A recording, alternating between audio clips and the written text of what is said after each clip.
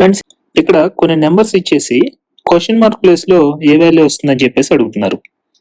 మనం నెంబర్స్ కనుక అబ్జర్వ్ చేస్తే ఏదైతే మనకి బిగ్గర్ నెంబర్స్ ఉన్నాయో ఆ డైరెక్షన్ లో లాజిక్ ఏమన్నా వస్తుందేమో అని చెప్పి ఫస్ట్ వ్యాలిడేట్ చేయాలి. ఇప్పుడు ఈ నెంబర్స్ ని కనుక మనం సమ్ చేసాం అనుకోండి, సమ్ చేసినప్పుడు 20కి ఈక్వల్ అవుతుంది అంటే 5 + 2 7, 7 + 4 11 వస్తుంది.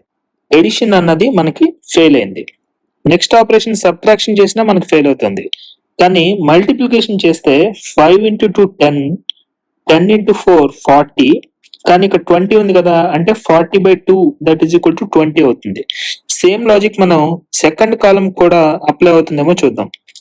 5 × 4 20, 20 × 3 60, 60/2 దట్ ఈజ్ ఈక్వల్ టు 30.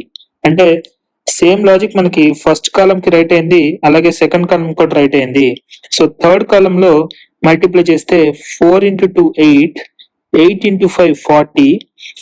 మనకేమో ఇక్కడ ఆన్సర్ లో డివైడెడ్ బై 2 చేయాలి కదా, అంటే 40/2 దట్ ఈజ్ ఈక్వల్ టు 20 వస్తుంది. ఇక్కడ ఆప్షన్స్ లో 20 ఇచ్చారా అన్నది చెక్ చేస్తే ఆప్షన్ బి 20 ఇచ్చారు, కాబట్టి ఆప్షన్ బి కరెక్ట్ ఆన్సర్ అవుతుంది.